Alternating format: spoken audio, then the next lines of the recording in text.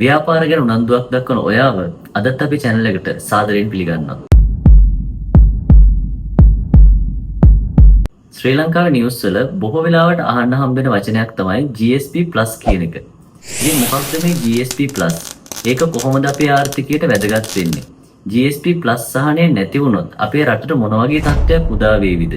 GSP+ යෝජනා ක්‍රමය හරහා ශ්‍රී ලංකාවේ නිෂ්පාදන සඳහා යුරෝපීය වෙළඳපොළට විශේෂ ප්‍රවේශයක් හිමිවේ. මේ වෙළඳ සම්බන්ධතාවය ශ්‍රී ලංකාවේ කර්මාන්ත ශක්තිමත් කරමින් රැකියා අවස්ථා වැඩි කරමින් ආර්ථික වර්ධනයට දායක වේ.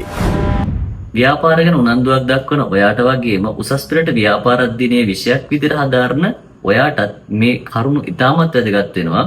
මොකද උසස් පෙළ ව්‍යාපාර අධ්‍යයනයේ පේපර් එකේ ප්‍රායෝගිකව ව්‍යාපාර ලෝකයේ වෙන වෙනස්කම් ආර්ථිකයට බලපාන තත්ත්වයන් වගේ දේවල් ප්‍රශ්න විදියට අහන්න අවස්ථාවක් තියෙනවා. ඉතින් ඒ හින්දා හොඳට මේ දේවල් අහගෙන ඉන්න අවශ්‍ය නම් පුංචි නෝට් එකකුත් දාගන්න කියලා ආරාධනා කරනවා. ඉතින් ඒ වගේම අපේ channel එක තාමත් subscribe කරලා නැත්නම් subscribe කරලා එකතු වෙන්න. එතකොට ඔයාට අපේ වීඩියෝ එකක් දාපු ගමන්ම අපේ වීඩියෝ එක බලන්න අවස්ථාව තියෙනවා. යුරෝපියන් යුනියන් එහෙම නැත්නම් යුරෝපා සංගමය තමයි ශ්‍රී ලංකාව වගේ සංවර්ධනය වෙමින් පවතින රටවල් වලට GSP+ කියන සහනය ලබා දෙන්නේ. ඉතින් ඔයා දන්නවා අපේ රට ගොඩක් දුරට ඇඟලුම් අපනයනය කරනවා. ඊට අමතරව මැණික් ස්වර්ණාභරණ රබර් නිෂ්පාදන කෘෂිකාර්මික දේවල් අපි අපේ රටෙන් අපනයනය කරනවා. ඉතින් අපි නිෂ්පාදිත අපනයනය කරාම අපේ රටට විදේශ විනිමය එහෙම නැත්නම් ඩොලර් ගලාගෙන එනවා. ඒක අපේ ආර්ථිකය ශක්තිමත් කරගන්න ගොඩක් වැදගත් වෙනවා. ඉතින් අපේ රටේ අපනයන ආදායම ඉහළ යන තරමට අපේ රටේ නිෂ්පාදනය කරන්න බැරි ඒ වගේම ජනතාවගේ ජීවිතය පවත්වාගෙන යන්න අත්‍යවශ්‍ය වෙන බොහෝමයක් දේවල් ආනයනය කරන්න අපිට ඩොලර් ආදායම යොදා ගන්න පුළුවන්. ශ්‍රී ලංකාවේ අපනයන සංයුතිය ගත්තම ඒකේ වැඩිම ප්‍රමාණයක් සමන්විත වෙන්නේ ඇඟලුම් අපනයන වලින්.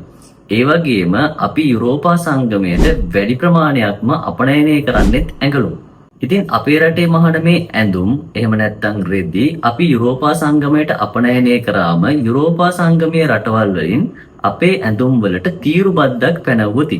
ඒ කියන්නේ යුරෝපීය රටකට අපේ භාණ්ඩ අපනයනය කරාම ඒ රටෙන් අපේ නිෂ්පාදිත වලට ආනයන බද්දක් පැනවුවතින් එහි වෙලෙන්දෝ අපේ ඇඳුම් ඒ රටේ විකුණනකොට ඒ බද්දේ වටිනාකම නිෂ්පාදිතයට එකතු කරලා විකුණනවා.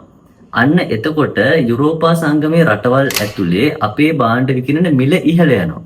හැබැයි ඔයාට තේරෙන්න ඕනේ එහෙම බදු පැනෙව්වේ නැත්තම් හරි අඩු බද්දක් පැනවුවොත් හරි අපේ භාණ්ඩ යුරෝපීය රටවල් වල අඩු මිලකට තමයි අලෙවි වෙන්නේ. එතකොට වෙනත් රටවල් වලින් යුරෝපයට ගෙන්නන ඇඳුම් වලට බදු වැඩිලා අපේ වගේ රටවල් වල ඇඳුම් වලට බදු අඩුවෙන් හරි බදු නැතුව හරි නම් ඒ රටේදී විකුණන්නේ ඒ රටේ පාරිභෝගිකයන් අපේ නිෂ්පාදිත මිලදී ගැනීමට වැඩි නැඹුරුවක් දක්වනවා. ඒ කියන්නේ අපේ නිෂ්පාදිත වලට තියෙන ඉල්ලුම අනිවාර්යයෙන්ම ඒ රටවල් තුලදී වැඩි වෙනවා.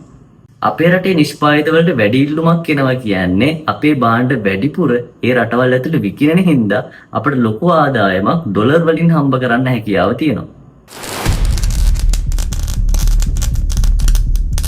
හැබැයි යුරෝපා සංගමය මේ සහනය හැම රටකටම දෙන්නේ නැහැ. ඒක දෙන්නේ සංවර්ධනයේ වෙමින් පවතින සාමාන්‍යයෙන් දුප්පත් කමට අයිති වෙන රටවල් වලට තමයි මේ සහනය දෙන්නේ. ඒ රටවල් වලට කරන උදව්වක් විදියට. හැබැයි එහෙම ඒ සහනය යම් රටකට දෙනකොට යුරෝපා සංගමය සලකා බලන විශේෂ කරුණු 27ක් තියෙනවා. ඒ 27 අතර වැදගත්ම දේවල් කීපයක් තමයි මානව හිමිකම්.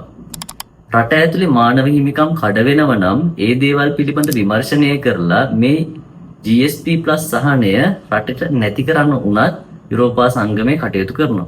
ඒ විතරක් නෙමෙයි කම්කරු අයිතිවාසිකම් අපි දන්නවා කෙනෙක්ව සේවයේ යොදා ගන්නකොට එයාට ඉටු වෙන්න ඕනේ අයිතිවාසිකම් කම්කරු අනපනත් වලින් සම්මත කරලා තියෙනවා.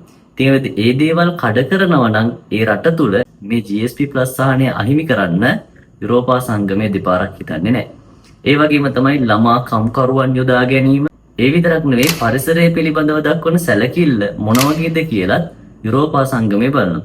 ඉතින් මේ මම කිව්වේ කීපයක් විතරයි. මීට අමතරව තවත් කරුණු ගණනාවක් ඇතුළුව සංරචක 27ක් බලලා තමයි අපේ වගේ රටවල් වලට GSP+ සහනය ලබා දෙන්නේ. හැබැයි GSP+ සහනය භුක්ති විඳින එකම රට අපි නෙවෙයි. අපිට අමතරව තවත් රටවල් වලට GSP+ සහනය හම්බ වෙලා තියෙනවා. ඒ අතරින් වියට්නාමය, බංගලාදේශය, පාකිස්තානය වගේ රටවල් අපිට දක්වන්න පුළුවන්. ඉතින් GSP+ සහනය අපේ රටට නැති වුණොත් ඒක රටේ ආර්ථිකයට ඉතාමත් ඍජුව බලපානවා. මොකද අපේ රටේ ගොඩාක් අපනයන අපේ රටේ ආර්ථිකයට විශාල වැදගත්කමක් අරගෙන එනවා.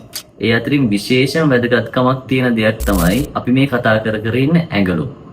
ඉතින් GSP+ සහනය ශ්‍රී ලංකාවට අහිමි වුණොත් අනිවාර්යයෙන්ම යුරෝපා සංගමයේ රටවල් වල අපේ භාණ්ඩ විකිරණ මිල වැඩි වෙන හින්දා අපේ රටේ ආර්ථිකයට එන ඩොලර් ප්‍රමාණය අඩු වෙනවා.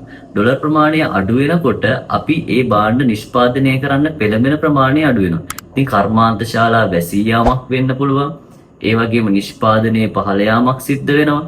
ඒත් එක්කම සේවකයන්ට රැකියාවල් අහිමි වෙනවා. ඉතින් මේ මිනිස්සුන්ගේ ජීවන තත්ත්වය අනිවාර්යයෙන්ම පහත වැටෙනවා.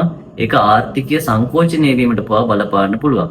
ඉතින් අපි වගේ රටවල් වලට මේ වගේ සහන ලැබීම ඉතාමත් වැදගත් දෙයක් බවට පත් වෙලා තියෙනවා. 2010 අවුරුද්ද. ඒ අවුරුද්දේදී අපේ රටේ GSP+ සහනය අහෝසි කරන්න යුරෝපා සංගමය කටයුතු කරලා තියෙනවා.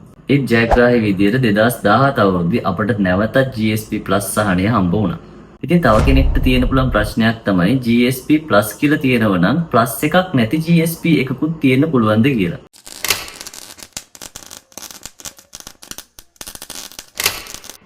ඔව්, ඇත්තටම මෙහෙම එකක් තියෙනවා. GSP+ කියන්නේ එකක් නෙමෙයි දෙකක්. GSP වලදී හම්බෙන සහන ප්‍රමාණයට වඩා වැඩි සහන ප්‍රමාණයක් GSP+ සහනයෙන් හම්බ වෙනවා. ඒ වගේම GSP සහනයේදී හම්බෙන සහන ප්‍රමාණය නිෂ්පාදිත කිහිපයකට සීමා වෙනවා. හැබැයි GSP+ සහනයේදී නිෂ්පාදිත 6000කට වඩා වැඩි ප්‍රමාණයකට තීරුබදු රහිතව හෝ තීරුබදු අවම ප්‍රමාණයක් යටතේ භාණ්ඩ අපනයනය කිරීමේ අවස්ථාව අදාළ රටට හම්බ වෙනවා. ඒ විතරක් නෙවෙයි GSP සහනය රටකට ගන්නවට වඩා වැඩි කොන්දේසි ප්‍රමාණයකට යටත් වෙලා තමයි GSP+ සහනය රටකට ගන්න සිද්ධ වෙන්නේ. ඉතින් ඒගොල්ලෝ දෙන වාසි ප්‍රමාණය වැඩි වෙනකොට අපිට පණවන කොන්දේසි ප්‍රමාණය අපිට ඉදිරිපත් කරන සංරචක ප්‍රමාණය අනිවාර්යයෙන්ම ඉහළ යාමක් වෙනවා. ඉතින් අන්න ඒ වගේ වෙනසක් GSP සහ GSP+ කියන සහන දෙක අතර තියෙනවා. කොහොම වුණත් GSP+ සහනය ශ්‍රී ලංකාවට මේ වෙනකොට තියෙන හින්දා ඉතා විශාල අපනයනයක් යුරෝපා සංගමයේ රටවල් වලට කිරීමේ හැකියාවක් ලංකාවට උදා වෙලා තියෙනවා. සාරාංශයක් විදිහට කියනවා නම් GSP+ සහනය ශ්‍රී ලංකාවගේ රටවල් වලට ලැබීමෙන් අංක 1ටම වෙන දේ තමයි අපනයන ප්‍රමාණය ඉහළ යන එක. අපනයන ප්‍රමාණය ඉහළ යාමත් එක්ක සේවා නියුක්තියේ ඉහළ යාමක් සිද්ධ වෙනවා. සේවා නියුක්තියේ ඉහළ යාමක් එක්ක රටේ ආර්ථික වර්ධනයක් ඇති වෙනවා. ඒ වගේම මිනිස්සුන්ගේ ජීවන තත්ත්වය උසස් කරන්න අවශ්‍ය නිෂ්පාදිත ගෙන්නන්නත් මිනිස්සුන්ගේ රට තුල ආදායම ඉහළ යාමත් නිසා ආර්ථික සංවර්ධනයටත් මේක ඉතාමත් වැදගත් වෙනවා. ඉතින් GSP+ සහනය නැතිවීමෙන් මේ සියල්ලම ඍණාත්මක පැත්තට ගමන් කරන නිසා මේ සහනය නැති වුණොත් අපනයන ආදායම් අඩු වෙන්න, සේවා වියුක්තියක් ඇති වෙන්න, ආර්ථික වර්ධනය කඩා වැටෙන්න, සංවර්ධනයේ ඇන හිටින්න වගේ තත්ත්වයන් පත් වෙන්න පුළුවන්. GSP+ කියන වචනේ අපි ගොඩක් අහලා තිබුණට ඒ ගැන හරියටම දන්නේ නැති නිසා මම මේ වගේ වීඩියෝ එකක් කරන්න පෙළඹුණේ. ඉතින් මේ වගේ තවත් අපි ගොඩක් දෙනා අහලා තියෙන ගොඩක් ප්‍රසිද්ධ සමහර වචන අපි හරියටම තේරුම දන්නේ නැහැ. ආර්ථිකය සම්බන්ධව අපි කතා කරත් අපි එදිනදා පාවිච්චි කරත් ගොඩක් වෙලාවට ඇහුණත් ඒක ඇත්තම තේරුම අපි සමහර වෙලාවට දන්නේ නැහැ. ඉතින් අපේ channel එකෙන් අපි අන්න ඒ වගේ කරුණු ගැන විශේෂයෙන් අවධානය යොමු කරලා කතා කරන්න බලාපොරොත්තු වෙනවා. ඔයාලට මේ channel එක අද නම් හම්බුනේ අනිවාර්යයෙන්ම subscribe කරන්න. මේ channel එකට අදාළව අලුතින් එකතු වෙන්න ඕන මොනවා හරි content තියෙනවා නම් ඔයගොල්ලන් ඒක comment section එකේ දාන්න. ඒ වගේම උසස් පෙළ හදාරන දරුවෙක් නම් විශේෂයෙන්ම පොඩි note එකක් ඔයා මේ බලන වීඩියෝ වලින් අනිවාර්යයෙන්ම ඔයාගේ note එකේ දාගෙන තියාගන්න. මොකද ව්‍යාපාර අධ්‍යයනයේ ප්‍රශ්න පත්‍රයට සමහර විට වැදගත් වෙන්න පුළුවන්. ඉතින් ඉදිරියේදීත් මේ වගේ අපි බිස්නස් වලට වැදගත් වෙන, ආර්ථිකයට වැදගත් වෙන, පාරිභෝගිකයන්ට වැදගත් වෙන, උසස් පෙළ ව්‍යාපාර අධ්‍යයනයේ ප්‍රශ්න පත්‍රයට වැදගත් වෙන ගොඩක් කරුණු කතා කරන්න බලාපොරොත්තු වෙමින් ඉන්නවා. ඉතින් එහෙනම් අතට ගිහිල්ලා එන්න. ජය වේවා.